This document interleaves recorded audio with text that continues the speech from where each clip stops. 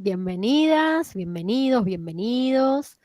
Les pedimos a medida que van ingresando, si quieren presentarse a través del chat y nos van contando quiénes son y de dónde nos acompañan. Y por favor también les solicitamos que silencien los micrófonos, aunque luego de la charla podrán intervenir realizando comentarios o preguntas con micrófono abierto o a través del chat.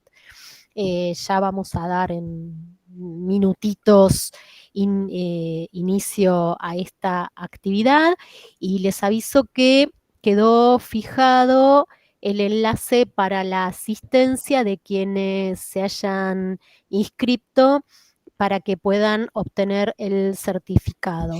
Recuerden que el número de la actividad es la 2200, igual vamos a ir compartiendo el enlace para esa asistencia si se pierden y no encuentran dónde quedó fijado. Así que bueno, gracias por estar acá. Y bueno, nos encontramos transitando por cuarto año consecutivo la Semana UNIPE Federal, esta vez en su edición invierno 2025. Muchas de ustedes que están acá me conocen, mi nombre es Mónica Descalzo, soy la coordinadora del profesorado de educación inicial de la Universidad Pedagógica y en esta fría tarde muy propicia para aprovechar esta charla, nos acompaña en la asistencia técnica Diego Godoy y por supuesto, agradeciendo profundamente, también nos complacen con su presencia las colegas Elsa Godoy y Laura Basta, quienes nos harán una invitación a pensar y a repensar las efemérides en la educación inicial, que es el título de esta actividad. No sé si ahí les voy a pedir si, si Laura y Elsa, que son coanfitrionas, pueden ir admitiendo a quienes se van uniendo. Después sí, yo ya me encargo cuando ustedes estén en la charla. Mientras van ingresando, les cuento brevemente quiénes son las colegas que hoy nos acompañan. Elsa Godoy es profesora en Historia, egresada del Instituto Nacional Superior del Profesorado Joaquín B. González y licenciada en Trabajo Social por la Universidad Nacional de Luján. Se desempeña como profesora en el área de Ciencias Sociales en el nivel inicial en el Instituto de Formación Docente 110 de Moreno. Fue profesora de la materia Ciencias Sociales, Conocer el ambiente en la educación inicial, en el Instituto Superior del Profesorado en Educación Inicial Sarah Eccleston y en el Normal 4, ambos de la Ciudad Autónoma de Buenos Aires. Formó parte del equipo técnico regional de formación docente en la provincia de Buenos Aires y también como capacitadora de la Escuela de Maestros en la Ciudad Autónoma de Buenos Aires. Es coautora de publicaciones relacionadas con la enseñanza de las ciencias sociales y las efemérides para el nivel inicial. Laura Basta es licenciada y profesora en Ciencias de la Educación por la Universidad de Buenos Aires y profesora de Educación preescolar egresada del Normal 10 de la Ciudad de Buenos Aires. Fue docente de la licenciatura en Educación Inicial con orientación en Tecnologías Digitales de la Universidad Pedagógica Nacional y actualmente en esta misma casa de estudios se desempeña como docente en el profesorado de Educación Inicial. Fue profesora de la materia Ciencias Sociales, Conocer el ambiente en la educación inicial en el Instituto Sarah Eccleston y en otros espacios de formación docente inicial y continua. Ha participado en diversas investigaciones y publicaciones referidas a las efemérides, la formación docente y la educación inicial. Y ambas son autoras del libro Efemérides en la educación inicial, más allá de peinetones y galeras. Y antes de darles la palabra a Elsa y a Laura, quería contarles, como les compartí tanto a Elsa como a Laura, que hace tiempo que esperaba concretar esta actividad sobre efemérides en la educación inicial. Como docente del nivel y como profesora de ciencias sociales en la educación inicial y de práctica docente, esta es una temática que a muchos, a muchas, a muchos nos apasiona, la disfrutamos, pero también sabemos que el enfoque tradicional para la enseñanza del ambiente social y natural a veces se cuela en las prácticas de estudiantes del profesorado y de docentes en ejercicio. Y llevar propuestas potentes que aborden la historia y las efemérides puede resultar una tarea compleja, a veces reiterativa y poco significativa. El convite de hoy entonces pretende resignificar miradas, alentar la búsqueda de información y la creatividad para el abordaje de estas fechas tan importantes para nuestra historia y memoria colectiva, tanto para estudiantes como docentes y, por supuesto, para quienes nos convocan aquí, que son las infancias. Esta actividad está siendo grabada y ya las dejo ahora sí con Laura y Elsa y Laura. Gracias. Bueno, muchísimas gracias, Mónica, por tus palabras, por la presentación. Les damos la bienvenida a todos, a todas las que participan de este encuentro. Estamos muy contentas y agradecidas a la Universidad Pedagógica Nacional por esta invitación. Y sí, realmente es un encuentro que buscamos una situación en que ustedes puedan entusiasmarse, que puedan recibir un poco esta pasión que tenemos Elsa y yo con respecto a la enseñanza de las efemérides en la educación inicial. Es un camino que compartimos todas y todos ustedes también junto con nosotras, porque, bueno, el gran desafío es poder abordarlas desde enfoques renovados, así como también modalidades que sean acordes a las características de nuestras niñas, de nuestros niños en la educación inicial. Así que bueno, de eso se trata. Nosotros empezamos a trabajar con Elsa en el Instituto Eccleston, fuimos compañeras muchos años de cátedra y ahí empezó este camino, ¿no es cierto?, de pensar alternativas, de compartirlas con las estudiantes de las materias. Y bueno, en eso estamos, siguiendo pensando, siguiendo reflexionando, probando distintas propuestas y siempre muy entusiasmadas. Y eso es un poco lo que queremos transmitir. Bueno, si les parece, compartimos el PowerPoint, así vamos arrancando con algunos conceptos, algunas ideas, algunos ejemplos, ¿sí? La idea es trabajar un poco el enfoque, este enfoque renovado, para después ir empezando a dar algunos ejemplos, ya que estamos muy cerquita de algunas efemérides de la segunda mitad del año, como es el 17 de agosto, también otras efemérides que se avecinan. Bueno, los ejemplos vamos a tratar de que tengan que ver más que nada con esto, para también ayudarlas a pensar, porque a lo mejor esas efemérides formarán parte de las tareas que tengan que organizar quienes están haciendo la residencia o quienes estén, obviamente, en las salas trabajando, ¿sí? Retomando, vos, Mónica, estás viendo si puedes compartir el PowerPoint. Lo comparto yo, bueno, perfecto. Sí, puede ser, bárbaro. Gracias. Mónica recién les decía esta idea de las resignificaciones, los nuevos sentidos, las nuevas modalidades de abordar las efemérides, ¿no? Bueno, estas nuevas modalidades ya tienen bastante tiempo en lo que son los documentos, ¿no es cierto?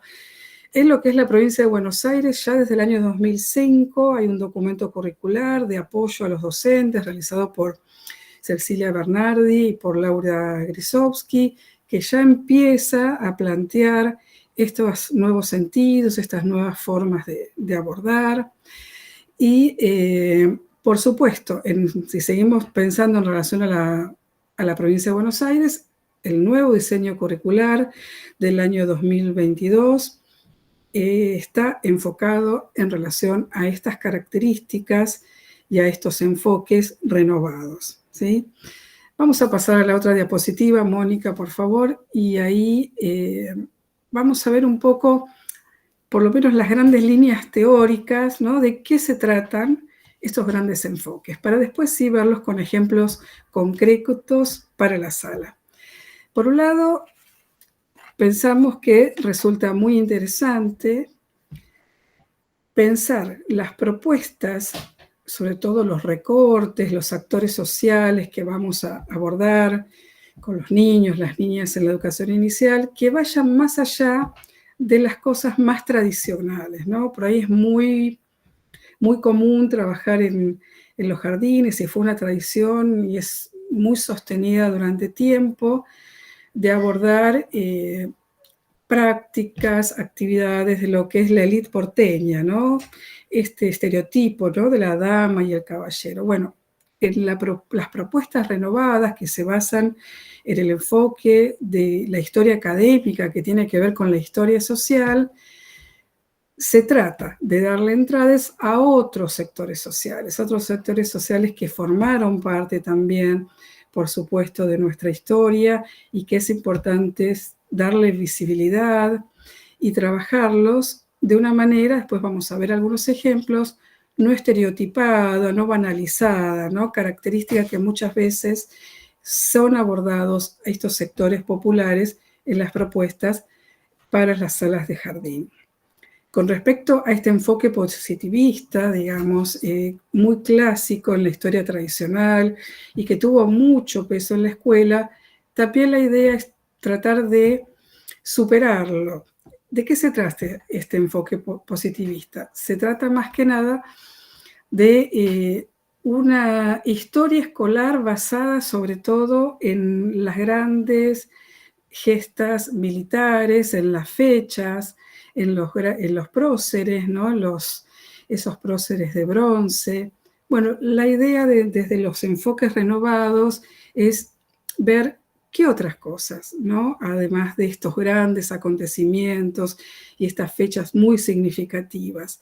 También entrar a lo que es la vida cotidiana de la época y, por supuesto, también darle lugar a esas otras personas que fueron fundamentales, ¿no? Esos héroes anónimos, esas personas que colaboraron, ¿no? En estos hechos. Pero bueno, como decía Mónica, muchas veces las propuestas que nos salen en un primer momento remiten a lo mejor a cómo nosotros aprendimos, ¿no? En la escuela, inclusive en la escuela primaria. Y aparecen estas cuestiones muy ligadas a lo que es la biografía escolar o a lo que Isabelino Siede denomina currículum residual, ¿no? Que son esas prácticas que están un poco como muy adentro nuestro y en el momento de pensar las propuestas para las efemérides es lo que primero aflora. Pero bueno, la idea es poder avanzar con otras cuestiones. Ahí vemos, por ejemplo, una imagen de un pintor de la época, ¿no? Émeric Vidal, que es un marino inglés, que bueno, como muchos pintores viajeros, se maravillaron con lo que encontraron en estas tierras y bueno, escribieron como Vidal, que escribió sobre la vida en el Río de la Plata, en Buenos Aires, en Montevideo, y también hizo acuarelas muy interesantes porque retrataban esa vida cotidiana y esos personajes, sectores populares, muy interesantes. Ahí vemos la Recoba, ¿no? de lo que hoy es la Plaza de Mayo, pero en ese momento la Recoba dividía la plaza en dos y ahí están algunos criados que habían ido al mercado, porque en esa Recoba funcionaba un mercado, y están llevando algunos animales que habían comprado, armadillos, perdices. Bueno, ahí vemos cómo en esa vida cotidiana aparecen elementos que son muy interesantes para poder abordar con los niños, ¿no? Enlazando, ¿no? Esos hechos políticos con esa vida cotidiana. Así que bueno, le voy a dar la palabra a Elsa, porque Elsa nos va a contar estas cuestiones, ¿no? ¿Qué se enseña? ¿Qué se enseña? Y eso de alguna manera está en esos ejes que propone el diseño curricular. Hola, buenas tardes a todos, a todas. Agradezco la invitación y bueno, para no ser reiterativa, me sumo a las palabras de Laurita. Eh, bueno, y continuando con lo que Laura estaba comentando, vamos a ver fundamentalmente lo que aparece en el diseño curricular de la provincia de Buenos Aires, que son los ejes, como puerta de entrada para el abordaje de las efemérides en el nivel inicial. Esto no es nuevo, si bien aparece en el diseño curricular, lleva mucho tiempo en Ciudad de Buenos Aires, ya estaba señalado por Adriana Cerúnicov allá por el año 2000, y luego Cecilia Bernardi y Grisowski los incluyeron en las orientaciones didácticas allá por el año 2005. Fíjense que estamos hablando de más de 20 años, ya donde se está pensando en cómo abordar las efemérides en nivel inicial de acuerdo a un enfoque historiográfico más renovado, como dijo Laura, el de la historia social, enfoque que también lleva en los círculos académicos históricos muchísimo tiempo, ¿no? Desde la década del 50, 60, ya la historia positivista tradicional, digamos, es como que ya se está dejando de lado. ¿Cuáles son esos ejes que a nosotros nos interesa básicamente para el nivel inicial? Bueno, son tres que están entrelazados. Uno que tiene que ver con lo político, con los hechos políticos, pensando en qué pasó hace tanto tiempo que aún lo recordamos. El otro eje tiene que ver con cómo era la vida cotidiana en los tiempos en que esos sucesos ocurrieron y quiénes fueron los sujetos o grupos que lo protagonizaron, incluyendo sobre todo aquellos sectores que durante mucho tiempo no estuvieron visibilizados. Mujeres, pueblos originarios, sectores populares, afrodescendientes. Entonces, básicamente estos son los ejes, pero me interesa detenerme en que el primer eje, el de lo político, la dimensión política es compleja para abordar con las niñas y los niños del nivel inicial. Entonces, vamos a armar relatos sencillos, vamos a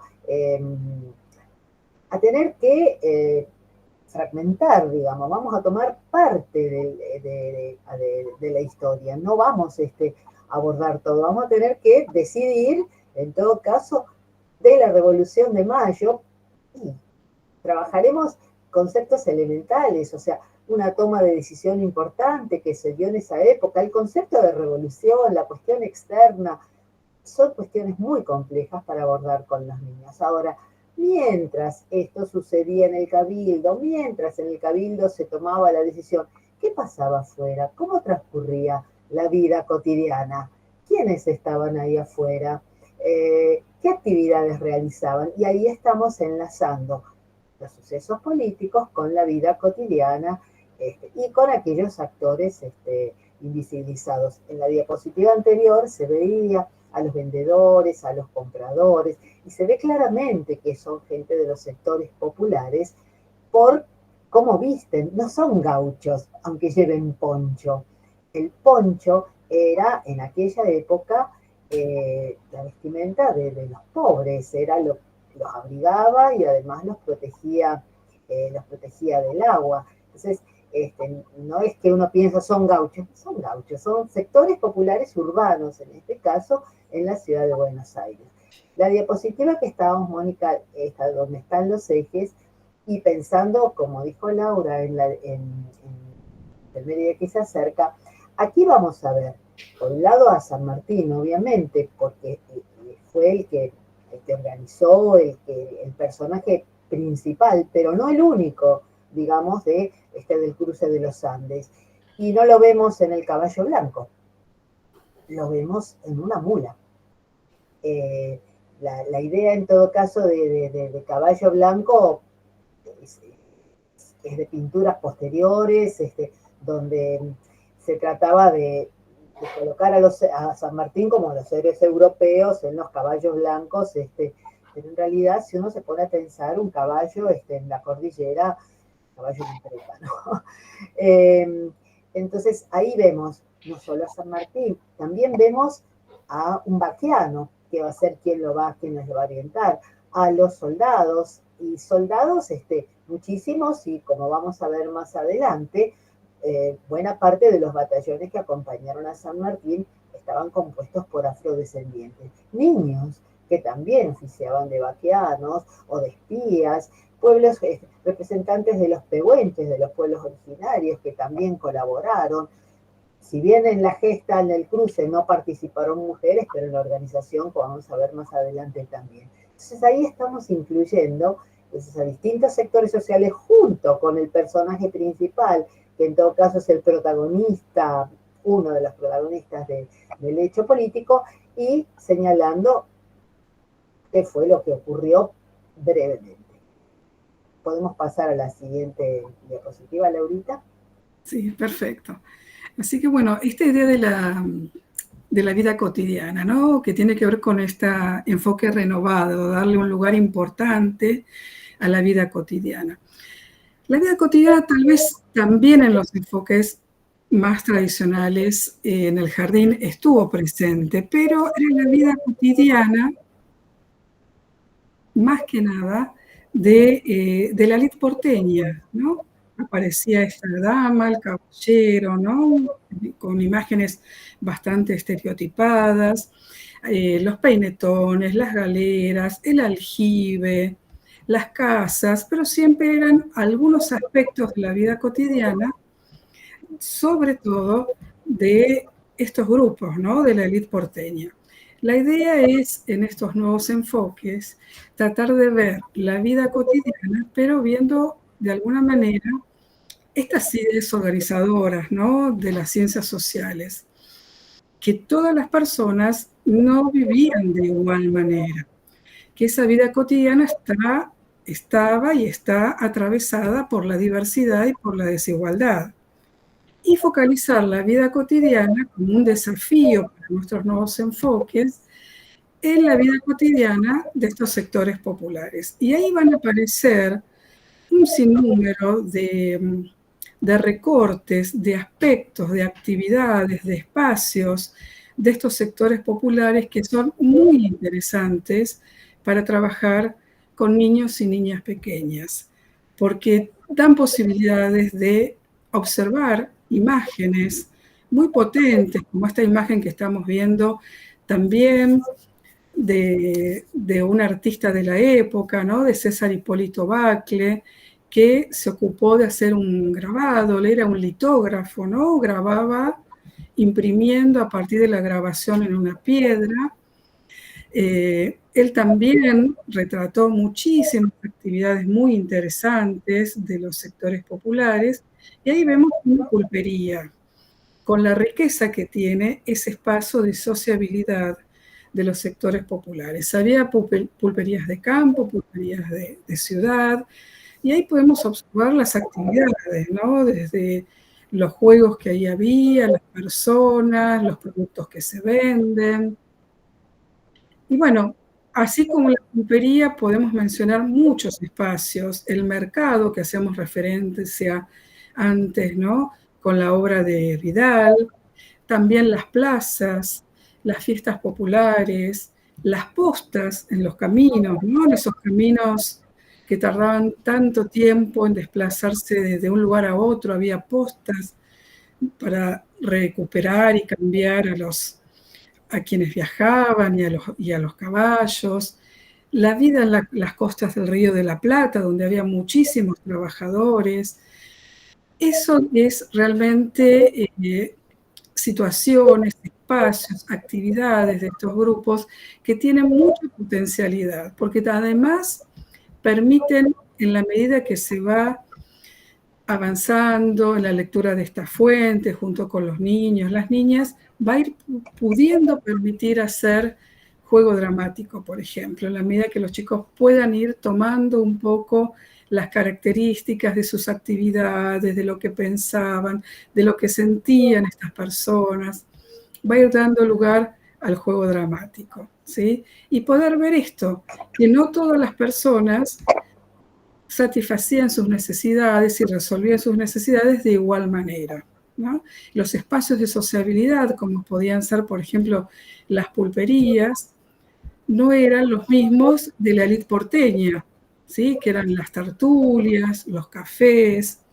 ¿Sí? Entonces, esto realmente es muy enriquecedor desde esta perspectiva renovada que busca no simplificar, no banalizar, sino realmente tomar en cuenta estas ideas del cambio social, ¿no? Las cosas que permanecen igual, las cosas que hoy han cambiado, y además ver la diversidad y la desigualdad, ¿no? De las posibilidades para satisfacer estas necesidades. A las pulperías, por ejemplo, asistían los gauchos, pero también los labradores que trabajaban, en este caso, en el campo, ¿no? En una pulpería de campo. Bueno, si les parece, pasamos a la otra diapositiva. Básicamente nosotros estamos pensando en un enfoque historiográfico renovado, crítico, y en nuestro país, quien ha investigado mucho sobre la vida de los sectores populares, sobre todo en el siglo XIX, es Gabriel Di Meglio, que hasta hace poquito era el director del Museo Histórico Nacional. Y justamente él tiene un libro sobre la historia de los sectores populares, y él dice, ¿quiénes son aquellos actores tradicionalmente invisibilizados, ¿no? Los no blancos, los indígenas, como ya les dije hace un rato, los mestizos, los pardos, los blancos pobres, los esclavos, aquellos libertos, aquellos que obtuvieron su libertad, los campesinos, como dijo Laura, los que labraban la tierra, los gauchos, que muchas veces eran como gente libre, digamos, nómade, que vivía en las áreas rurales, artesanos, peones, arrieros, trabajadores, hombres y mujeres, ¿no? A ellos nos referimos.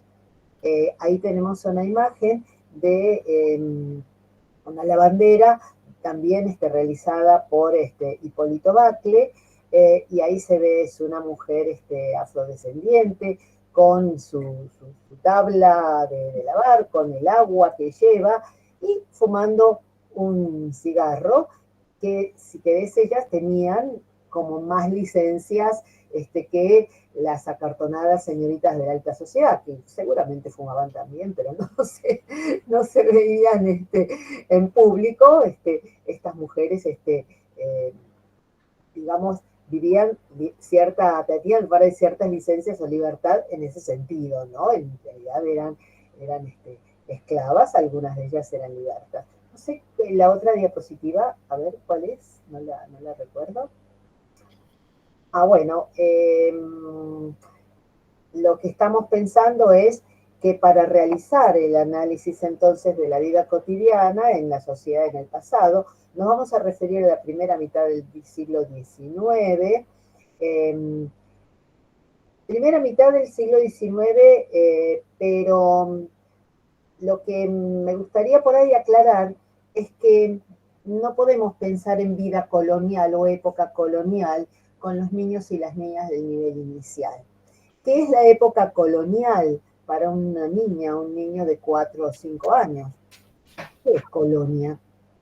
No es precisamente un sistema de dominación. La colonia a la que va el hermanito, la colonia que le pone la mamá en el baño. Así que esto de vida colonial, en todo caso, es un concepto que los adultos manejamos, pero que no tiene mucho sentido trabajarlo con los chicos. Entonces, en los tiempos del 25 de mayo, en la época de Belgrano, en los tiempos de San Martín, ahí. Tampoco ni siquiera sirve hablar de 1810. Ahora, nosotras sí, adultas, estamos conceptualizando y estamos ubicándonos temporalmente. Estamos ubicándonos en la primera mitad del siglo XIX, en la época en que ocurre la revolución y la guerra. La revolución trae aparejado a la guerra, ¿no? Y es Es un periodo de tiempo muy complejo, muy contradictorio, muy difícil, y justamente allí está la mayoría de las efemérides. Entonces, vamos a realizar recortes del ambiente del pasado en esa época. ¿Qué es recortar? Es poner el foco, mirar con una lupa en una parte del todo. Vamos a focalizar. Entonces, ¿qué recortamos? Un espacio, un grupo, un aspecto de la realidad. Fíjense, allí hay una pintura hermosísima de Adams, que es la costa del río. Y en la costa del río podemos ver infinidad de trabajadores, o sea, aparte de ser un espacio de sociabilidad, porque allí por ahí la gente de la élite se bañaba, pero también estaban los pescadores, también estaban las lavanderas, también estaban los aguateros, también estaban los boteros, los que traían, ayudaban a la gente en el desembarco, ¿no? Muy pegadito al fuerte. Ahí se ve el fuerte y se ve la torre de la catedral, por ejemplo, ¿no? Yo tengo el cursor, no sé si lo llegan a ver, lo estoy marcando. No, yo no, Mónica, ahí está, la torre de la catedral. Y esta imagen es de la época de Rosas, por eso ustedes ven la bandera, la bandera argentina, pero no sirve en realidad porque no hay grandes cambios entre 1810, 1820, 1830, 1850, les diría yo. Los cambios más grandes van a ser sobre todo a partir de la década de 1860, 1870, ¿no? Hay unas cuestiones tecnológicas también que generan cambios. Pero entonces uno puede recurrir a fuentes, digamos, de 1850 a 1860 y utilizarlas, digamos, también para trabajar estos recortes. Si podés pasar a la otra diapositiva y Laurita continuar. Bien, una aclaración importante que queremos hacer, que es un poco el posicionamiento de los documentos curriculares y también al que adherimos Elsa y yo, y que estas propuestas que tienen que ver con observar imágenes, ¿no? Imágenes históricas, visitar museos históricos, realizar estas actividades de búsqueda de información, ¿no? A través de diferentes fuentes, junto con los niños, para indagar sobre la vida cotidiana. Y luego, unas actividades también que ayuden a sistematizar esta información recolectada, como puede ser, decíamos recién, el juego dramático. Son propuestas que responden un poco a lo que es el itinerario, ¿no? de la indagación del ambiente, y que las reservamos más para los niños de 4 y 5 años, ¿sí? ¿Qué pasa con los niños de 2 y 3?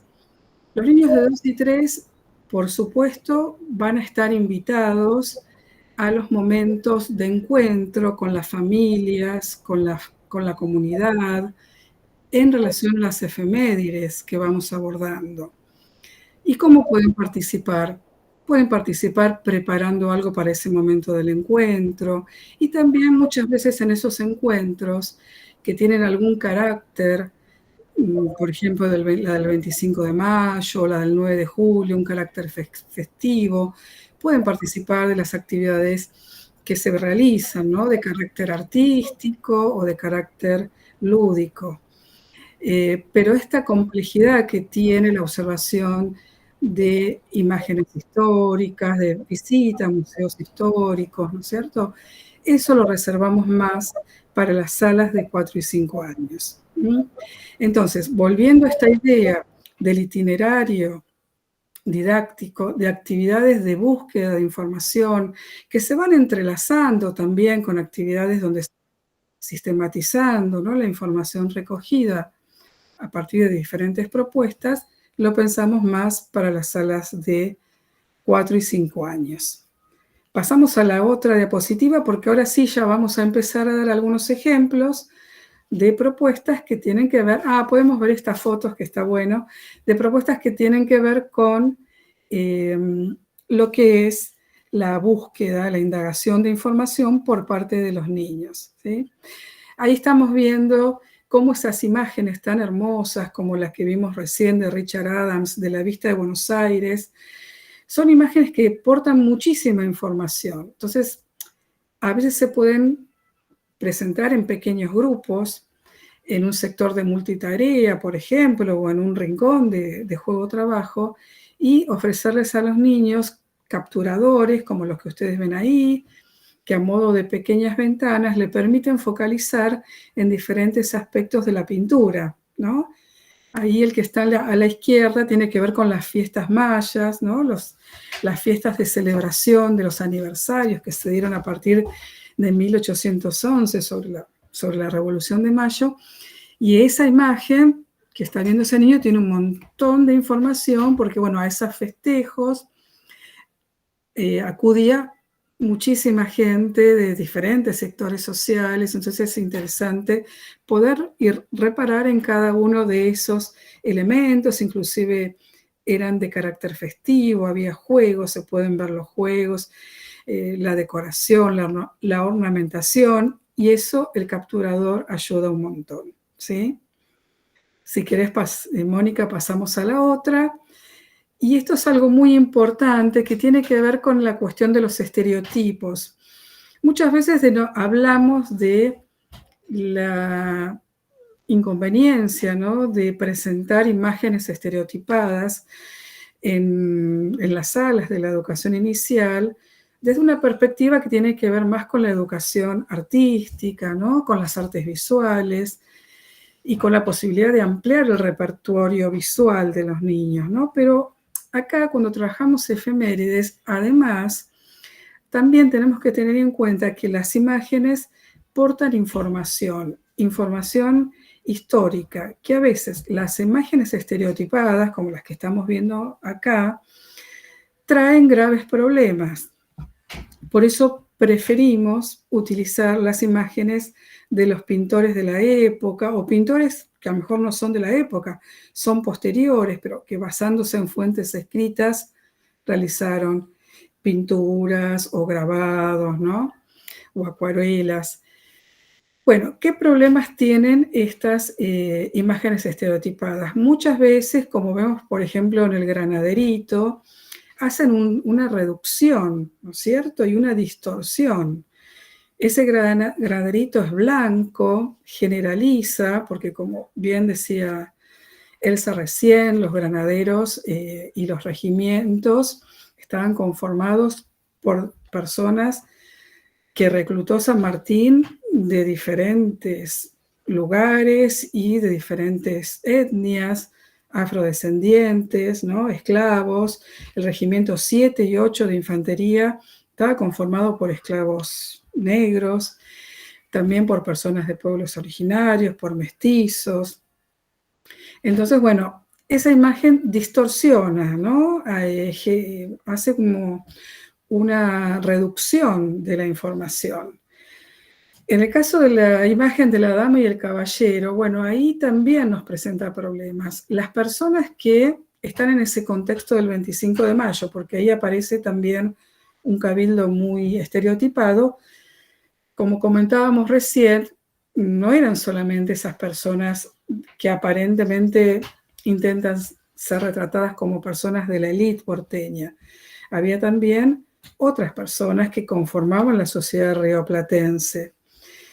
Y bueno, también si hacemos un análisis más detallado, por ejemplo, la vestimenta, ¿no?, de esa dama de la élite, tampoco responde. Ahí no solamente hay un problema digamos, de generalización, sino también hay un problema de distorsión, un error, porque esas amplias faldas no eran la forma más común de vestir, ¿no?, de las damas en la época del contexto de la Revolución, que se apelaba más a una moda francesa, lo que se llama el corte imperio, ¿no?, la moda imperia, donde, bueno, los vestidos eran mucho más entallados, con un corte bajo el busto, ¿no?, bien diferente a lo que allí aparece. Yo quería agregar algo más, Laurita, sí, más allá de la vestimenta. sí. Ahí aparece la bandera celeste y blanca en el gorrito del cabildo. Sí. En 1810 no existía el Estado argentino. La revolución es cortar más o menos con el vínculo con España. En realidad, más que nada, es autonomía. La construcción del Estado es un proceso que va a llevar 40 años, que va a concluir hacia la década de 1870, 1880, o sea que si bien en la diapositiva anterior aparecía la bandera hacia 1830, porque se utilizaba, digamos, en la época de Rosas, pero eso no significa que hubiera Argentina. Entonces no nació la patria, no nació la Argentina en 1810. Eso también es producto de investigaciones que dan por tierra por ahí la historiografía positivista que era como, hacía como una esencia, como que había nacido la patria en 1810. En realidad ahí empieza un proceso muy, muy complejo y muy difícil que va a terminar con la organización del Estado, pero muy posteriormente. Bueno, podemos pasar a la próxima. Bueno, Bien, si querés sigo yo. dale, dale. Bueno, nosotras apuntamos a trabajar con lo que se llaman fuentes, o las fuentes de información nuestras, van a ser fuentes primarias y fuentes secundarias. Primarias de primera mano, las de la época en que estamos trabajando, y secundarias, reconstrucciones por ahí que hacen los historiadores. Pinturas, obras de arte de la época, serían fuentes primarias iconográficas, si quieren les podemos llamar. Por ejemplo, las de Vidal, por ejemplo, las de Merix Vidal, las de Bacle, habíamos visto al Hipólito Bacle, las de Pellegrini, las de Palier, las de Prilidiano Pueyrredón. Hay varios pintores, digamos, de aquella época.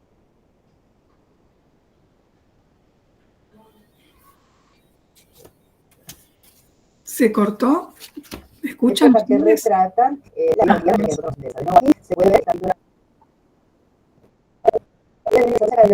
la primera que ven donde se ve la recoba, donde se ve se ven a los sectores populares, allí no ven a las señoras. En todo caso, la mujer que se ve en primer plano es una criada también que lleva lo que ha comprado en el mercado, lo mismo que el negro esclavo, ¿no? Entonces, esa sería una fuente primaria iconográfica. Pero también tenemos fuentes primarias escritas de gente que vivió en aquella época y que escribió.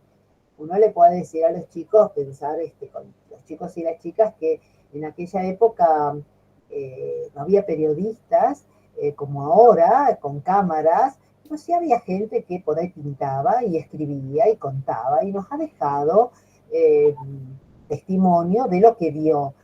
Y hay una fuente importante y maravillosa que la pueden buscar y descargar en internet, que es José Antonio Wilde, que escribió Buenos Aires desde 70 años atrás.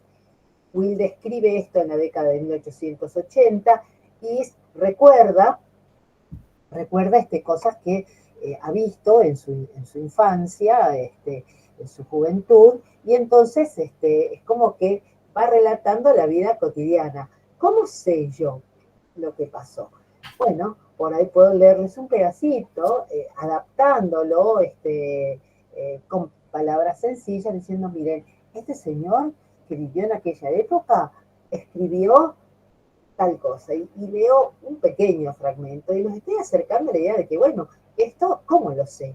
Lo sé porque hay alguien que pintó, lo sé porque hay alguien que contó. Y también puedo decirles que encontré un libro con mucha información, por ejemplo, el de La Pequeña Aldea, que además es muy agradable para leer, y puedo también leer un pedacito de allí. Acá esta gente que estuvo investigando sobre esta época dice que a los negros les llamaban tíos y que los tíos, porque muchas negras y negros criaban prácticamente a los niños de la élite, Los tíos muchas veces vendían también, ¿no? Y entonces llamar al tío a la hora de la siesta que vendía algún dulce podría ser un premio. Y no llamarlo al tío podría ser hasta una penitencia o un castigo. Eso está escrito en la pequeña aldea y yo lo puedo contar. Y estoy leyendo y los estoy acercando a fuentes de información importantes, ¿no? Aun cuando sean pequeños, es interesante este acercamiento que se puede hacer. Bueno, una cosita quería agregar, Elsa. sí. Además de que son muy interesantes para acercárselos a los niños y a las niñas, digamos, la interrelación entre las escritas y las fuentes iconográficas es muy interesante para nosotros como docentes, porque las imágenes las encuentro en internet, ¿no? Si yo pongo Emmerich Essex Vidal, voy a encontrar todas las imágenes, como por ejemplo la del mercado. Pero a veces yo miro la imagen y me falta información, porque no sé muy bien qué son esos arcos, ¿no es cierto? Porque la obra se llama Mercado de Buenos Aires, ¿no? Entonces, si yo voy a la obra de Wilde, en la obra de Wilde hay todo un capítulo dedicado al mercado. Entonces voy a obtener un montón de información de qué cosas se vendían, qué productos, dónde funcionaba, qué formato tenía la recoba, cómo eran los cuartos que ahí había, qué personas iban. Así que a mí me parece que la complementariedad realmente de las dos fuentes, ¿no? Las fuentes escritas, ya sean primarias o secundarias, y las fuentes primarias, es muy interesante para nosotros como docentes, para informarnos en el momento de planificar los recortes, ¿no? Y por supuesto en el momento de hacer la lectura de las imágenes, poder orientar la observación y poder también ir dando información en ese momento. A esto que dice Laurita, yo acá tengo, a ver, no se llega a ver, porque Vidal no solo pintó, sino que escribió. Y acá escribe un libro que se llama Buenos Aires y Montevideo, que uno también lo puede googlear y puede encontrar. Y entonces Vidal dice, las señoras nunca van al mercado, los caballeros se incomodan yendo algunas veces, pero en general ese trabajo se deja para un sirviente, o más bien para un esclavo de confianza. Dos de estos se ven en primer plano, con sus provisiones para el día, de los cuales dos artículos se destacan, perdices y armadillos. Epa, armadillos. O sea que no es que se vivía ni del asado ni de las empanadas, sino que esto también te está dando información interesante sobre las pautas alimentarias en ese momento, ¿no? O sea, fíjense cuánta riqueza, ¿no? Cuánto más uno empieza a indagar y cuántas más cosas puede descubrir. Y además son muy interesantes de leer, muy amenos, esas fuentes de vida cotidiana. La experiencia que nosotros tenemos de trabajar con las estudiantes en el profesorado, la lectura de esas fuentes, es que realmente estaban encantadas, porque son muy interesantes y están contados de una manera muy, muy accesible, interesante. Bueno, sí, ahora sí podemos pasar a la otra diapositiva. Y ahora sí, vamos al 17 de agosto. Sí, tratamos ahora sí de ir ejemplificando todo esto que lo explicamos más abstractamente, digamos, con algunos ejemplos para trabajar en las salas.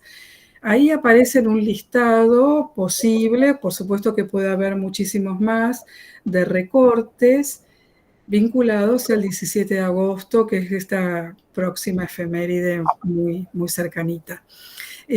Bueno, el cruce de los Andes, por supuesto, como veníamos diciendo, es súper interesante de trabajar, más allá de que se puede, a través de algún relato histórico, que después vamos a ver, muy sencillo y muy breve, trabajar esta idea que tenía San Martín acerca de la importancia de sostener la independencia, ¿no es cierto?, de 1816 a escala americana y que de alguna manera el enemigo estaba del otro lado de la cordillera y había que cruzar la cordillera para luchar, ¿no?, por la libertad de esos pueblos que estaban en América, de Chile y de Perú.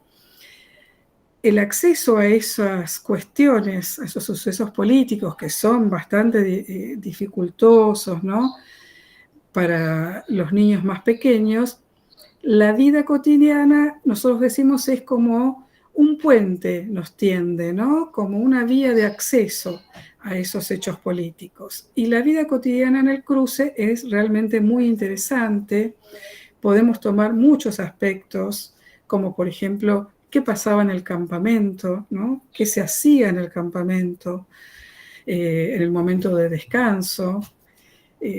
Se jugaba, sí, se jugaba, ¿no? ¿A qué se jugaba? Bueno, juegos típicos de la época, juegos de naipes, como por ejemplo el truco, a la taba. Y miren qué cosas interesantes para después poder también jugar y hacer un juego dramático, ¿no?, en relación al cruce de los Andes.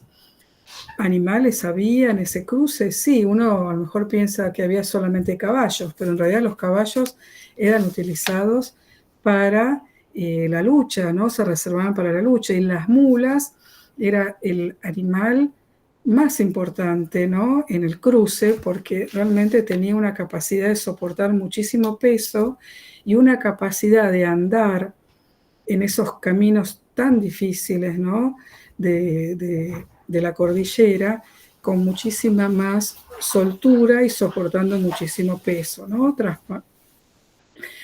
transportando los cañones desarmados y un montón de elementos. Pero así también podemos trabajar otros animales, ¿no es cierto? Las vacas que se llevaban para faenar y comer, y bueno, muchos elementos que también formaban parte de los objetos que se trasladaban, como por ejemplo elementos de hospital para curar a los enfermos, la leña para calentarse, ¿no?, en el momento del campamento. Bueno, tiene una riqueza impresionante trabajar con la vida cotidiana en el cruce de los Andes.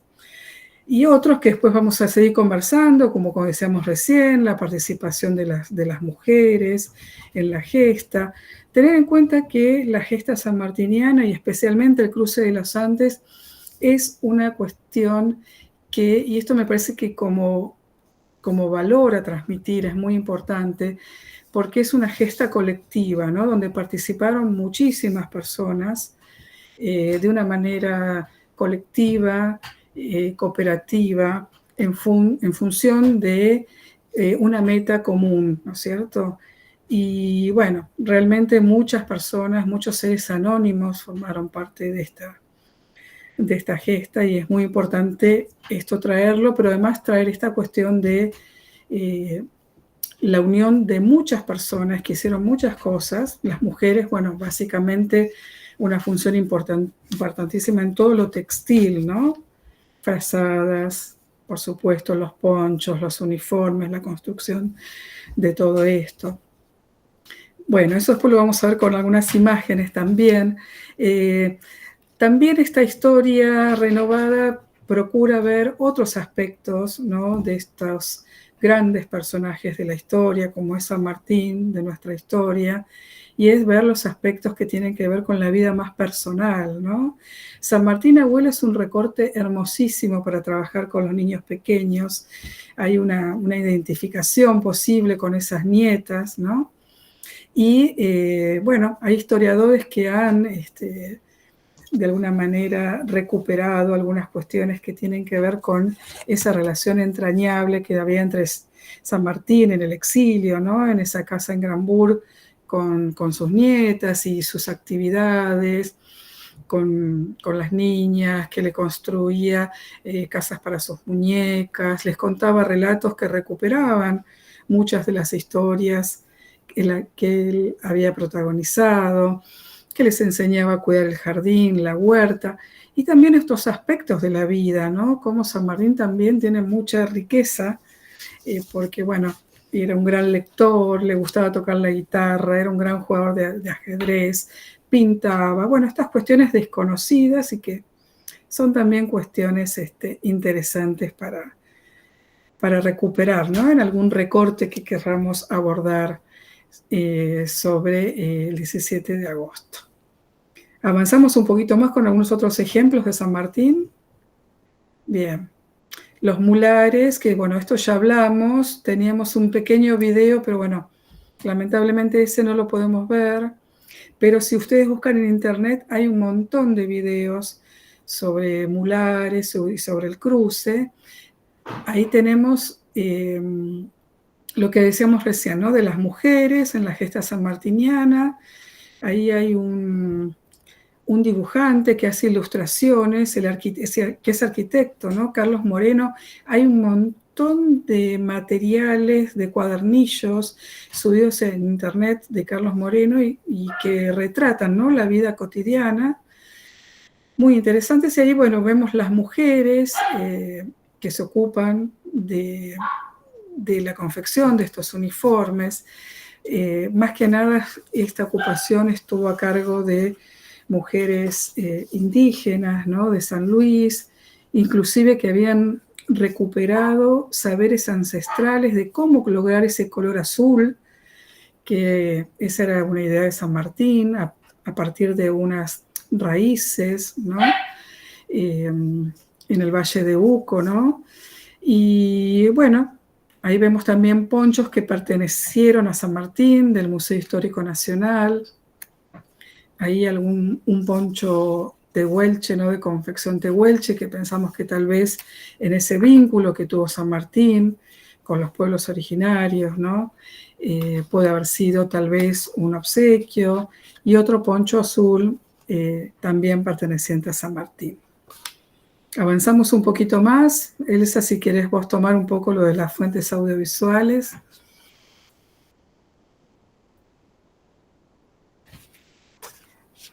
Sí, sí, de las fuentes audiovisuales es interesante trabajar por ahí con fragmentos de películas y documentales. Obviamente, esto previamente lo tenemos que ver, lo tenemos que evaluar, ¿no?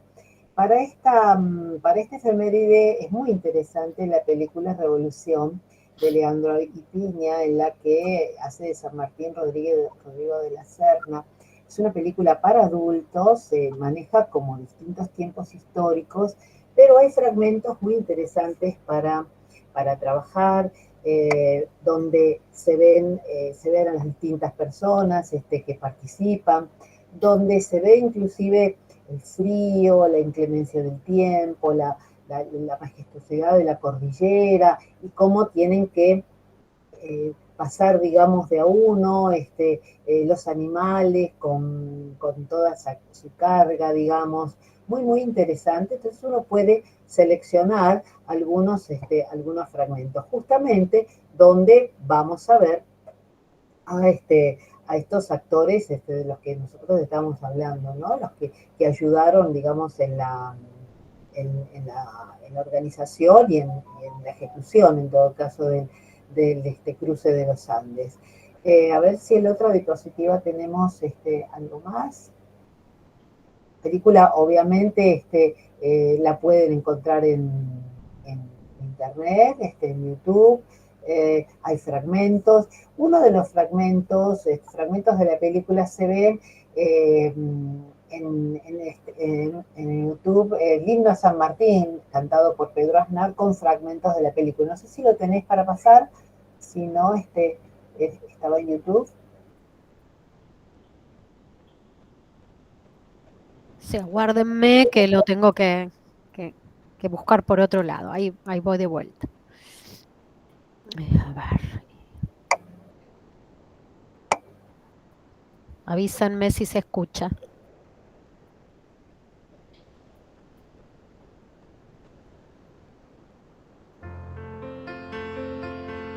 ¿Se escucha?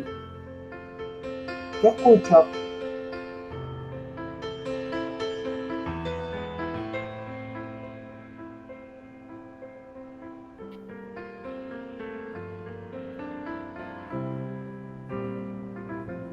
Llega el Ande su cumbre más alta, del amable metal de su voz, y entre cielos y nieves eternas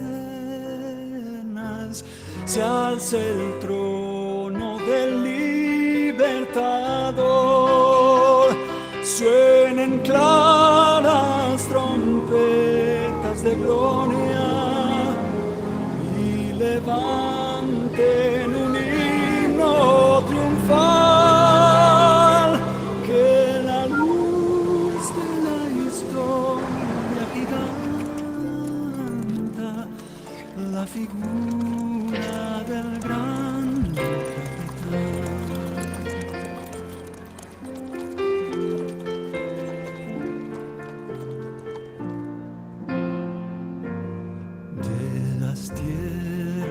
del Plata, Mendoza,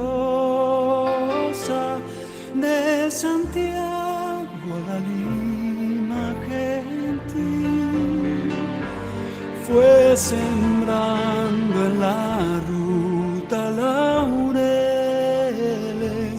a su paso triunfal San Martín. Se me llena el corazón al ver tantos guerreros dispuestos. El Señor de nuestros hijos y los hijos de nuestros hijos recordarán este momento con orgullo, porque le dejaremos una tierra digna de ser vivida. Grande fue cuando el una sol esperanza de la América. Todos y cada uno de ustedes lleva consigo lo más importante, la libertad. ¡Seamos libres! ¡Que lo demás no importa nada! ¡Viva la patria! ¡Viva! ¡Viva la patria! ¡Viva, ¡viva la patria! De la libertad, a su sombra la patria se agranda, en trabajo y en paz. San Martín, San Martín, que tu nombre honra libres de los pueblos del sur, asegure por siempre los rumbos de la patria que alumbra, de la patria que alumbra tu luz. ¡Señores! ¡Son ustedes los mejores hombres con los que he luchado! ¡La gloria es vuestra! ¡A reponerse para los festejos! ¡Viva la patria! ¡Viva la patria! La patria que alumbra tu luz, de la patria que alumbra tu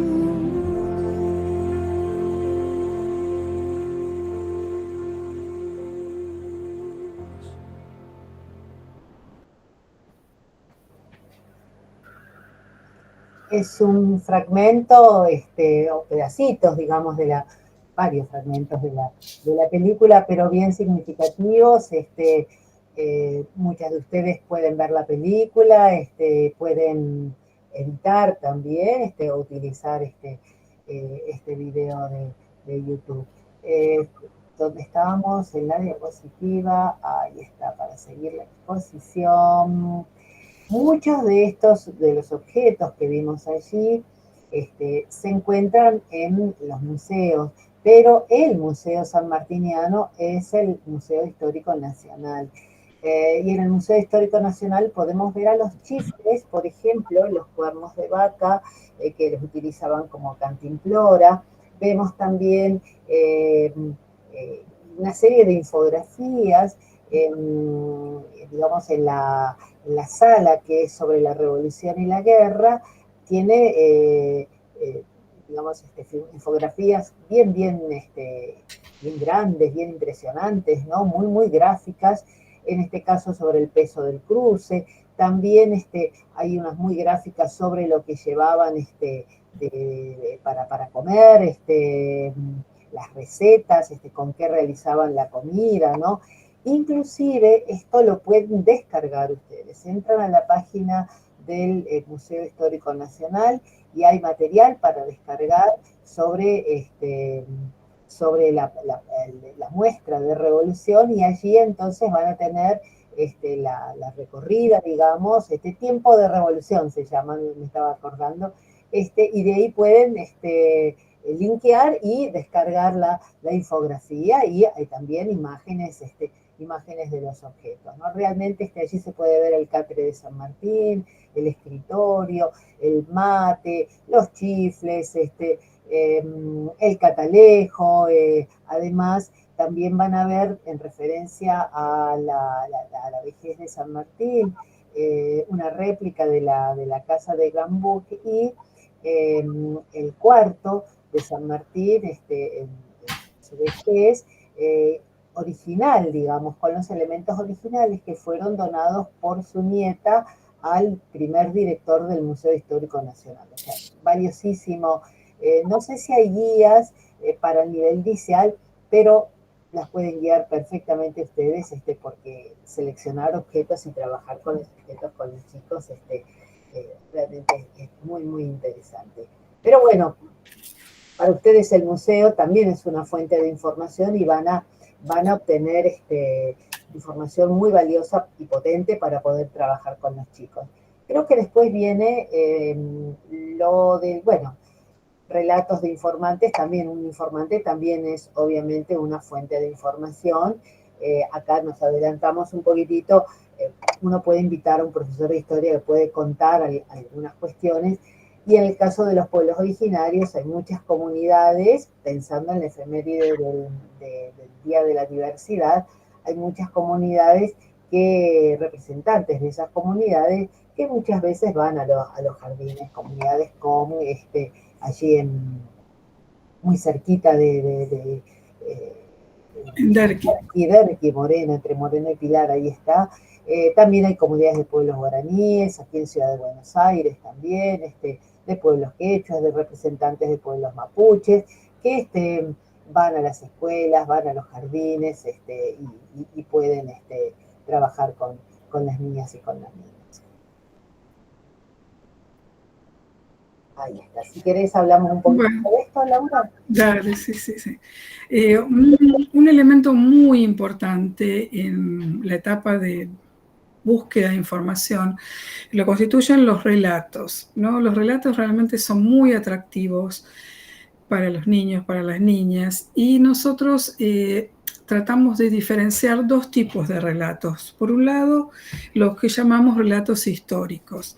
Los relatos históricos es lo que un poco les comentaba Elsa, y tienen que ver un poco con la postura que empezó a marcar Beatriz Goris, que es una especialista en la enseñanza de la historia, en la educación inicial, y que avanzó con esta idea, ¿no?, de los relatos históricos que toman grandes hitos, ¿no?, muy pocos, no complejizando, sino acotando a algunos hitos en relación a cada una de las efemérides, y armando de esa manera relatos muy sencillos y acompañados siempre por imágenes, tratando que no sean imágenes estereotipadas. En general tratamos que para esos relatos justamente se utilicen, ¿no?, estas imágenes de los artistas que venimos mencionando.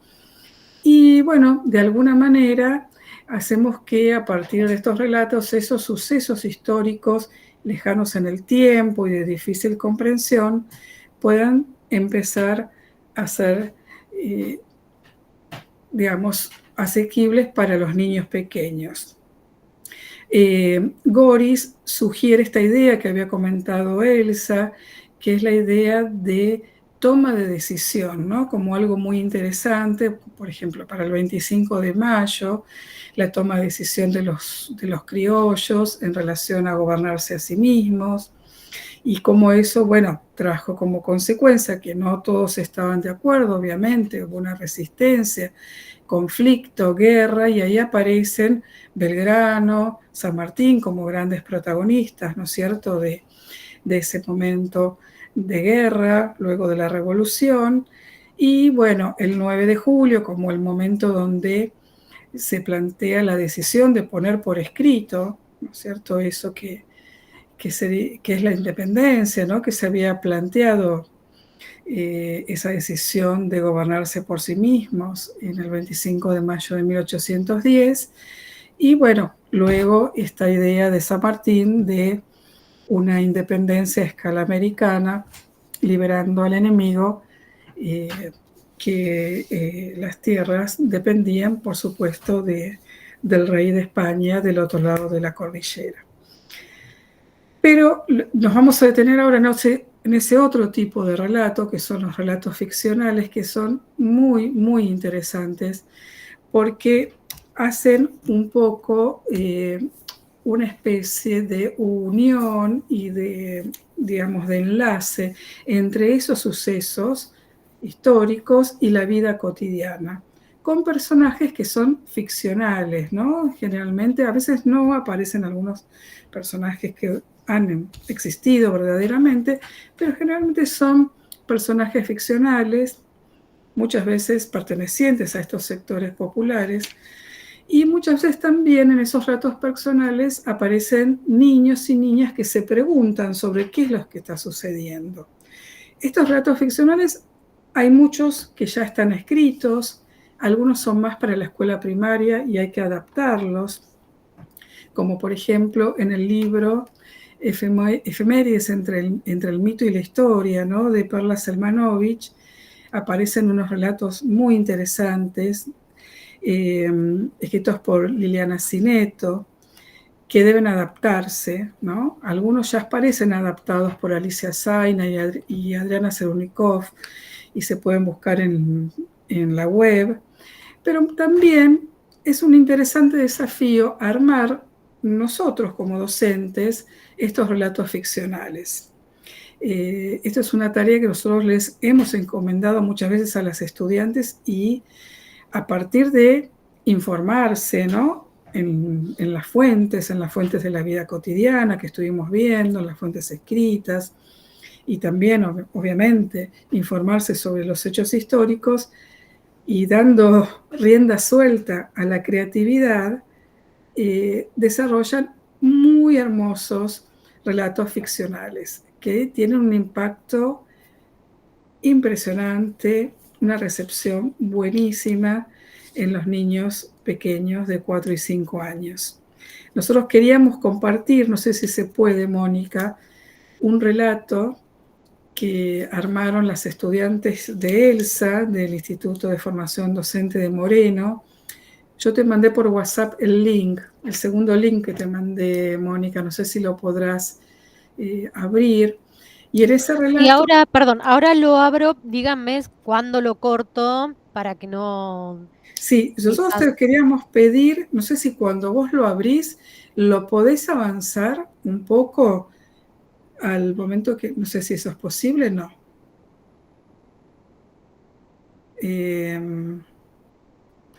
A ver, yo te diría que lo Díganme avances. si es ese. ¿Es ese? Es ese, sí. Bueno. Este relato está armado con títeres, ¿no? Las chicas lo escribieron y luego lo dramatizaron con títeres. A ver si lo podés avanzar hasta un poquito más, hasta la mitad más o menos, avanzarlo. Ahí, un poquito más atrás, antes que aparezcan los títeres. A ver, ahí, a ver, un poquito más atrás, un poquito más para atrás, un poquitito más atrás. A ver. ¡Josefa! A ver si puedes un poquito más atrás. Sí, ¿Se podrá? Josefa. Un poquito más. Josefa. Ramón. Un cachitín más si se puede, y si no, ¡Josefa! Traía una carta. Siempre traía todas las novedades de los ahí, Andes, del general. ahí, está bien, déjalo ahí, está bien. ¿Cómo estará mi hermano? Hace mucho tiempo que no sé nada de él. Una mañana de mucho calor, llega el mensajero que siempre traía todas las novedades que iban sucediendo. Y entre ellas traía una carta del hermano de Josefa, Ramón. ¡Josefa! Sí, mi niña Amelia. Te ha llegado una carta de tu hermano Ramón. Su merced, yo no sé leer. ¿Usted me podría leer la carta? Sí, Josefa, ¿cómo no? Siéntate. Gracias, mi niña Amelia. Querida Josefa, te cuento que ya estamos por partir del Plumerillo hacia Chile. Por suerte el general siempre está atento a todos los detalles y nos da el coraje que necesitamos para enfrentar al enemigo con valor. En el campamento ya estamos organizando todo lo que llevaremos, ya que el viaje será muy largo. Para protegernos de las noches frías, llevaremos abrigos y ponchos. Y para no apunarnos, comeremos cebolla y ajo. También tenemos preparado raciones de charqui picante para todo el viaje. Josefa, ¿qué es el charqui picante? Mi niña, el charqui picante es una carne seca tostada, cocida con sal y dura mucho, mucho tiempo. ¿Qué más dice la carta, mi niña? También llevaremos unos zapatos hechos de cuero y los cuales rellenamos con trapos. Y los chifles. Josefa, ¿qué son los chifles? Mi niña, son objetos que están hechos con los cuernos de las vacas y sirven para almacenar el agua. Son como cantimploras. Ah, y también dice la carta que llevamos una bandera bordada por las mujeres de Mendoza y por Remedios, la esposa del general San Martín. Cuando llegue a Chile, prometo volver a escribirte. Espero volver a verte. Saludos, Ramón. Ay, mi niña, Dios guarde la vida de mi querido hermano y de todos los soldados. Y fue así como el general José de San Martín y su ejército libertador marcharon hacia las heladas montañas con el objetivo de liberar el pueblo chileno. Eran muchos los valientes hombres quienes eran despedidos por todo un pueblo que confiaba en ellos. El viaje que realizaron duró aproximadamente 21 días. Caminaron por grandes montañas y senderos angostos. A lomo de mula transportaron cañones, armas, equipos. El cruce de los Andes fue una tarea colectiva y de gran esfuerzo, compromiso y valor. Después de varias batallas lograron vencer al enemigo y así finalmente lograron la liberación de Chile. Luego San Martín y los soldados viajaron por mar hasta Perú para liberarlos de los españoles. Allí lucharon y pudo cumplirse el sueño de alcanzar la independencia y libertad. ¡Seamos libres! ¡Que lo demás no importa nada! ¡Viva la patria! ¡Viva! ¡Viva la patria! ¡Viva! Se acerca el 17 de agosto. Ahí está. Gracias. Sabes que me había quedado sin señal. Muchas gracias. Se me colgó la máquina. Bueno, gracias Mónica por el video. Bueno, muy interesante este relato que armaron las estudiantes. Vieron que aparece, ¿no? En dos personajes, Josefa, la criada que se ocupa del cuidado muchas veces, ¿no? Se ocupaba del cuidado muchas veces de los niños de la casa, de la élite, y esa niña que es la que tiene tanto interés, ¿no? Que le lee la carta porque ahí aparece claramente la situación de desigualdad social, ¿no? La esclava afrodescendiente no sabe leer, la niña de la casa sabe leer, le lee la carta y en esa lectura aparece esto tan típico de los niños, ¿no? La curiosidad, ¿no? ¿Qué es el charqui? ¿Qué son los chifles? Bueno, y aparece algunas cuestiones que tienen que ver con el cruce y los soldados. Claramente, ¿no? Se da esta cuestión de que están entrelazadas, ¿no? La vida cotidiana de estos personajes ficcionales con los sucesos históricos. Y tienen realmente un impacto muy fuerte en los niños. A partir de estos relatos generalmente se siguen preguntando cosas y muchas veces abren caminos de indagación, ¿no? Esta pregunta, ¿qué es el charqui? Bueno, eso puede dar lugar a indagar sobre las comidas, ¿no? ¿Qué se comía en esa época? ¿Qué se comía en el cruce? Pero también cuáles eran las comidas en ese contexto, en Cuyo, ¿no? Bueno, una invitación a que nos animemos todos también a escribirlo, más allá de los que existen y los que se pueden adaptar, porque seguramente son para niños un poco más grandes. Yo les quería comentar que ese relato fue hecho en pandemia, por eso por ahí tiene tantas aclaraciones, ¿no? Y que es una adaptación, las chicas se inspiraron un poco en el texto de Diana González sobre los cuentos de la tía Clementina, que es la negra esclava que le cuenta cuentos historias a la niña Eugenia. Son para primaria, pero bueno, las alumnas además indagaron en distintas fuentes y trataron de acortarlo, de ponerse en la piel de ese personaje, de ver que es el hermano, que es negro, como ya estamos viendo en los batallones, ¿no? Otra cosa que les quería comentar, que los granaderos eran uno de los batallones. O sea, en todo caso es el cuerpo que creó San Martín y por eso son famosos los granaderos a caballo, pero en el cruce de los Andes eran uno de los batallones. Otros batallones estaban compuestos por gente de distintos lugares y básicamente, como dijo Laurita, el 7 y el 8 eran de pueblos afrodescendientes, ¿no? Esa aclaración. No sé cuál es la otra diapositiva. Me quedé sin señal, se me colgó la compu, estoy con la tableta. Accidentes que ocurren. Sí. Perdón, dejo de compartir 2 segundos y les pregunto, Laura y Elsa, son las Sí. 7:30 pasaditas. Bueno. Avísenme si avanzo con alguna diapositiva o si enfatizan en Mira, alguna, por si hay, así Está dejamos unos minutitos por si alguien quiere Perfecto. hacer alguna consulta. Perfecto. No, mira, si querés podés avanzar en alguna diapositiva solamente para completar la cuestión del itinerario de actividades, me parece. Nosotras estamos viendo todo esto, la visita al museo, los relatos ficcionales, los relatos históricos, tienen que ver con la búsqueda de información, la lectura de objetos, la lectura de imágenes, tienen que ver con la búsqueda de información.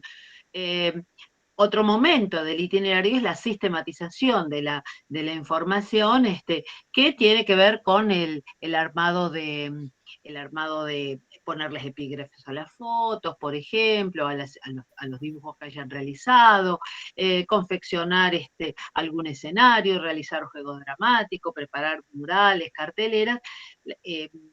Obviamente todo esto implica trabajar con la información para luego realizar las actividades de comunicación y de cierre, donde se da cuenta de todo lo trabajado con las familias, con otras salas, se invita a otras salas. Aquí se podría trabajar con las salas de 3, invitándolos al juego, por ejemplo.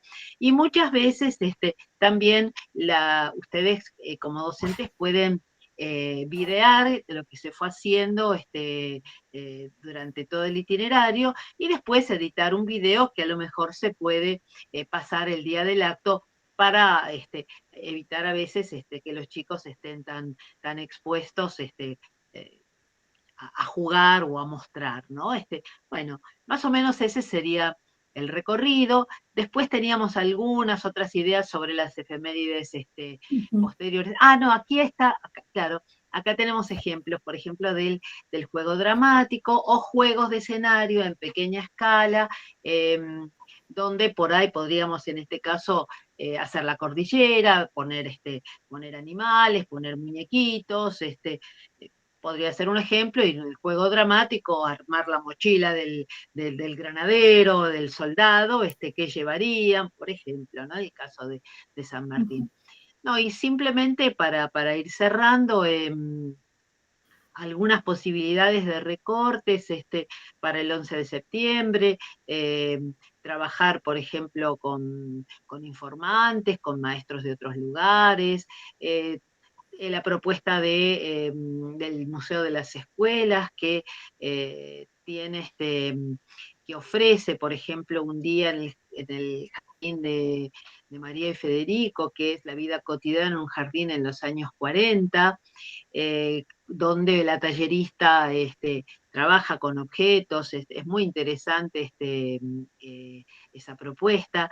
Y después otro trabajo que hemos realizado es conectarnos con jardines de otros lugares, no poniendo tanto el foco en Sarmiento, sino por ahí en el trabajo del maestro o escuelas y jardines de distintos lugares. En este caso, el año pasado, una residente se conectó con un jardín de Salta y bueno, fue muy interesante, muy entusiasmados los chicos de uno y otro lugar por conocerse. Fue una experiencia muy, muy linda. Y después nosotros estábamos pensando trabajar, ya que los diseños curriculares de distintas jurisdicciones apuntan a la interculturalidad, tratar de buscar un lazo entre el Día del Respeto a la Diversidad Cultural, el Día de la Tradición, el Día de los Afrodescendientes, ¿no?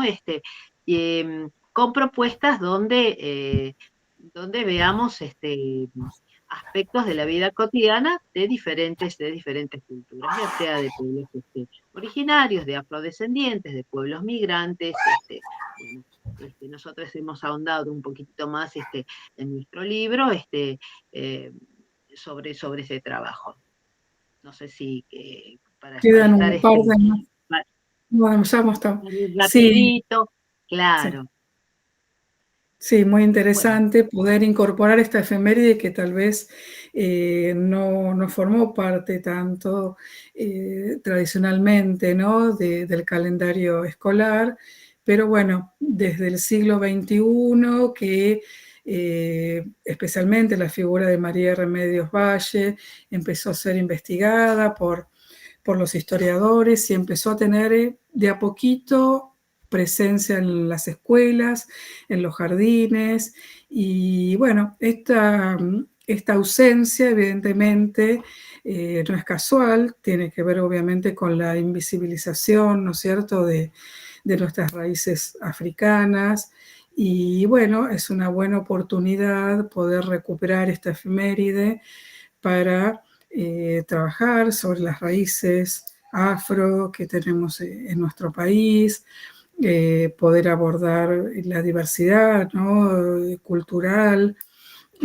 tanto de los africanos que llegaron acá a nuestros territorios, ¿no?, como esclavos, como también personas migrantes provenientes de África, de diferentes países de África. Bueno, esta efeméride daría para muchas cosas, o para indagar en la figura tan importante de María Remedios Valle.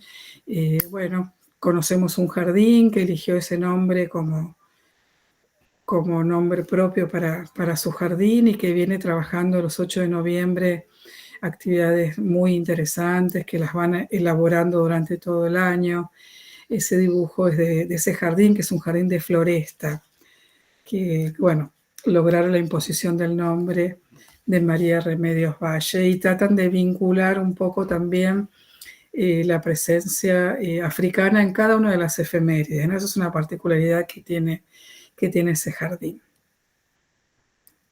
Y bueno, y el Día de la Tradición, que normalmente también de una manera bastante común se trabaja generalmente cuestiones gauchescas. Tratamos con esta perspectiva de la interculturalidad y de pensar en una tradición, en tradiciones plurales, ¿no?, en una nación plural, tal vez también trabajar en cuestiones tradicionales como pueden ser las artesanías tradicionales de diferentes pueblos originarios. Ahí, bueno, algunas imágenes tienen que ver con tradiciones textiles. pero bueno, poder abrir esta fecha, ¿no? del Día de la Tradición a otros aspectos que tienen que ver con las tradiciones, y nos parece que es un gran desafío, y como decía Elsa, desde esta perspectiva de la interculturalidad, es interesante trabajar estas 3 últimas efemérides que tienen que ver con los últimos meses, ¿no? de la escuela, el mes de octubre, el mes de noviembre. Bueno, hasta ahí llegamos. Muchísimas gracias. Gracias.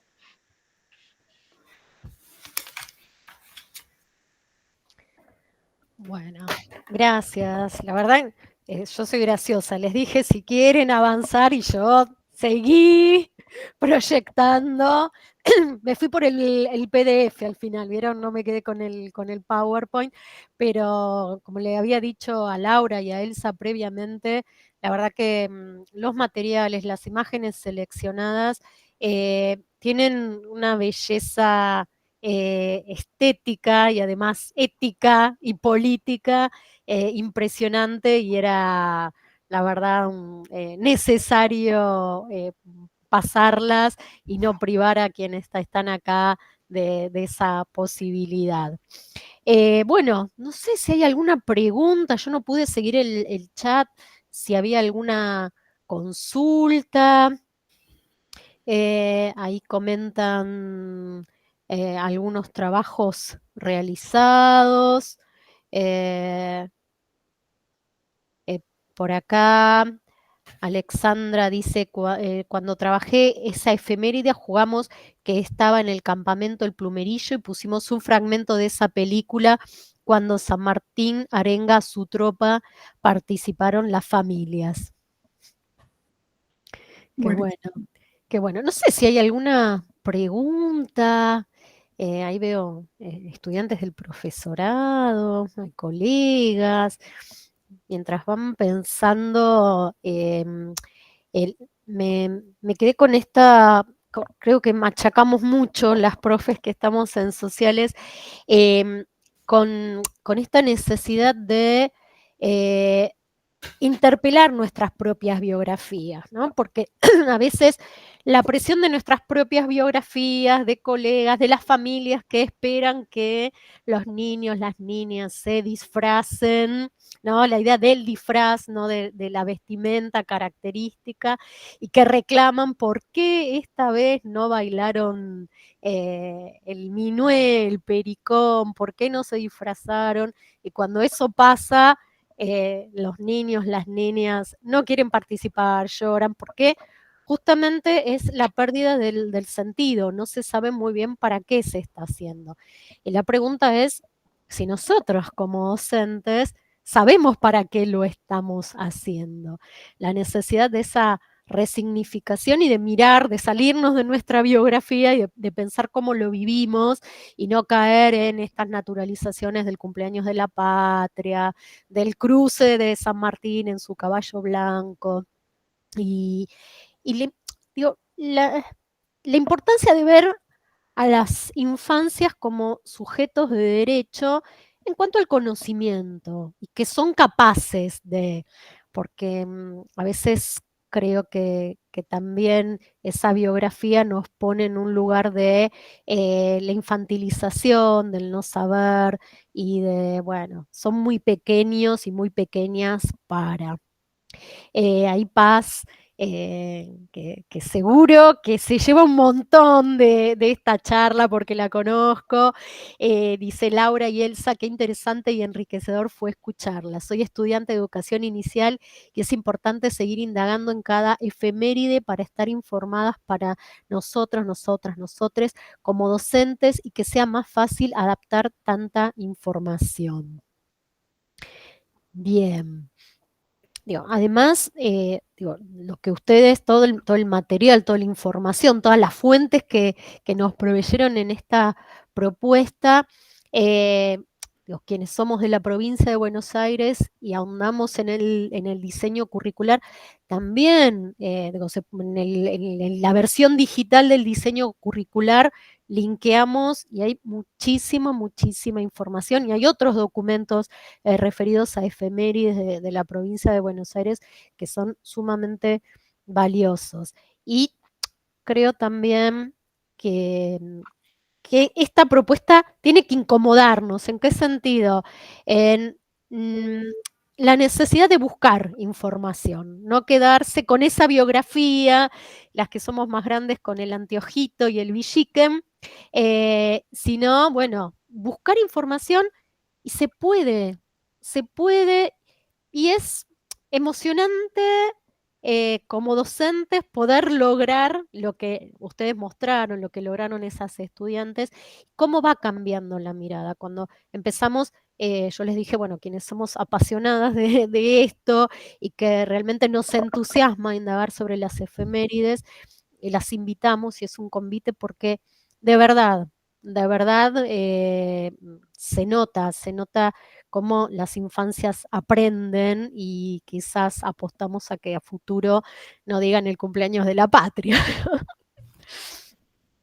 Bueno, no sé si hay alguien que quiera decir algo, o Laura y Elsa, si quieren agregar algo. Sí, una cosa que por ahí me parece que coincidimos con él es importante, es también armarse un banco de recursos y de fuentes, pero también hacerlo de manera colectiva, porque es verdad, asusta esto, tengo que buscar qué Wilde, qué La Pequeña Aldea, cuántas cosas, pero bueno, tal vez poder armar, si uno trabaja en un jardín, por ejemplo, o con las compañeras del profesorado, ¿no? Poderse armar como un banco de recursos compartido, un drive, no sé, cada uno verá la forma y eso tenerlo disponible, porque bueno, por ejemplo, en el caso de las estudiantes del profesorado, yo siempre digo, a lo mejor le toca la efeméride, perdón, le toca la residencia en el primer cuatrimestre y tienen que planificar a lo mejor para, ¿no? Para las efemérides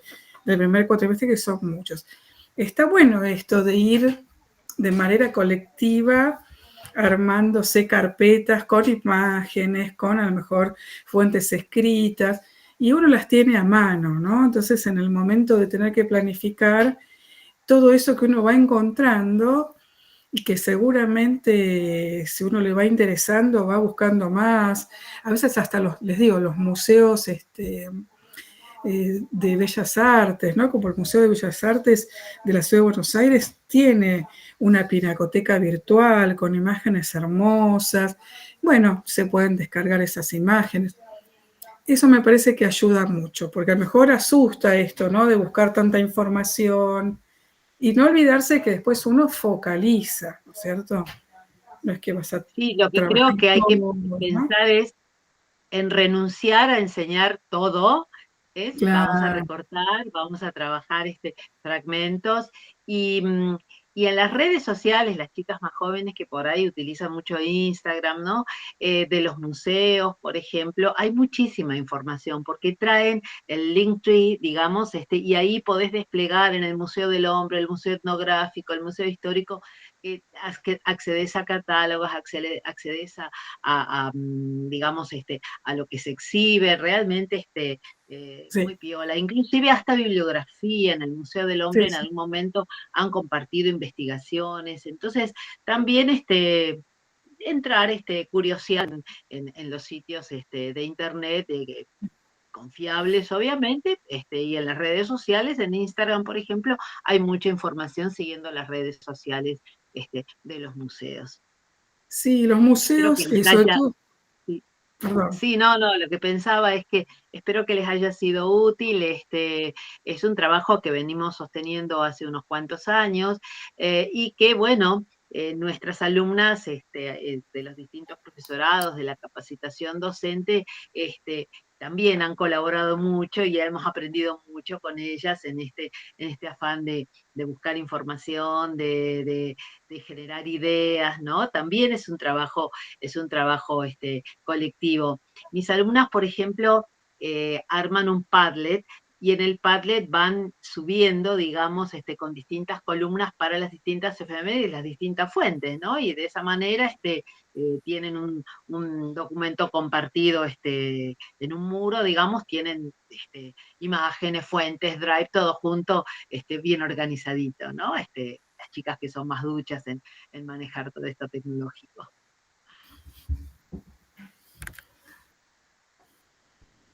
Sí, Sí, bueno, los ahí museos tienen información, sobre todo después de la pandemia, han desarrollado muchísimo material educativo, recorridos virtuales. La verdad, por ejemplo, el Museo de la Casa Histórica de Tucumán tiene muchísimo material didáctico muy Maravilloso, sí, interesante. maravilloso, sí. Sí, sí, sí. Así que realmente es muy interesante y accesible y generalmente muy adecuados tienen propuestas para todos los niveles, ¿no? Para nivel inicial, para nivel primario, secundario, pero las propuestas de nivel inicial generalmente son muy, muy interesantes. En muchos museos, tanto en los museos históricos como en los museos antropológicos, ¿no? Que, como les decía Elsa, el Museo Etnográfico y el Museo del Hombre acá en la Ciudad de Buenos Aires, ¿no? Particularmente tienen propuestas de enseñanza muy interesantes y visitas guiadas para niños muy interesantes realmente.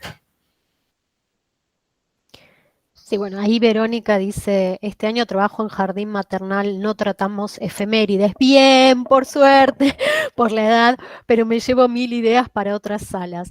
Qué bueno, Verónica, escucharte, porque a veces encontramos algunas cosas bastante contrarias a este posicionamiento y hay niños, niñas de 2 años bailando con porras y no sabiendo muy bien para qué, por qué, y el sufrimiento, desgaste docente y esas cuestiones.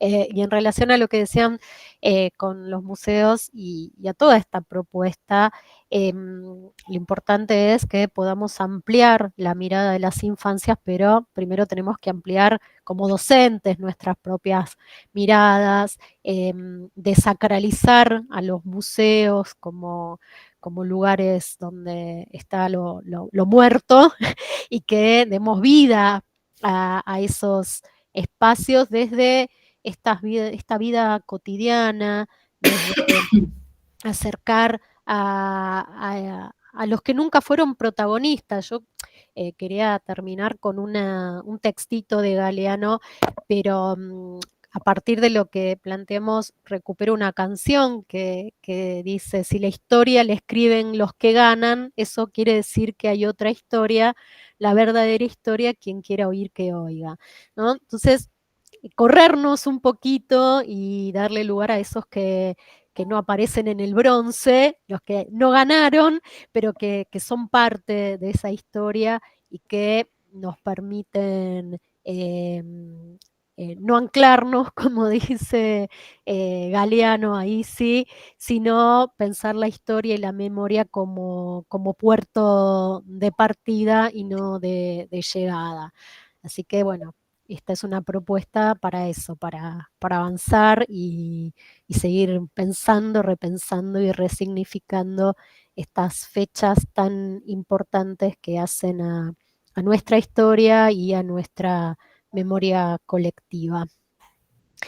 Bueno. Yo les quería decir que sí, que realmente las va a apasionar, hay aspectos muy interesantes de la vida de nuestro del siglo XIX, pensar en estos sectores populares, pensar en las infancias de aquella época, y lo que a uno lo apasiona, lo transmite con pasión, y contagia al resto. Entonces, hacer relatos, inspirarse en esos relatos y mostrarlos realmente con apasionamiento. Los chicos se entusiasman y les encanta, no tengan miedo porque a los chicos les gusta. Es como uno ofrece los materiales y cómo lo dice. La historia cartonada y recitando con cara de nada la biografía de San Martín, obviamente no le llega a ningún chico, pero armar estos aspectos que tienen que ver con la cotidianidad. San Martín abuelo, la vida del campamento, tenía frío, tenía miedo San Martín, claro que tenía miedo y claro que tenía frío. Entonces, eso sí les llega a los chicos. Bueno, si les parece, vamos cerrando, pero agradecemos antes a quienes estuvieron participando de esta actividad, Alejo que nos acompañó con las dificultades técnicas que creo que a pesar de todo pudimos superarlas, y por supuesto a Elsa y a Laura por esta presentación, y les recomiendo que se acerquen al libro del cual son autoras ambas, Efemérides en la educación inicial, más allá de peinetones y galeras, que van a poder ampliar muchísimo todo lo que presentaron en esta oportunidad. Muchísimas gracias, ya nos despedimos. Muchas gracias. Gracias por los aplausos. Muchas gracias. Gracias. Muchas gracias, Mónica y Alejo también.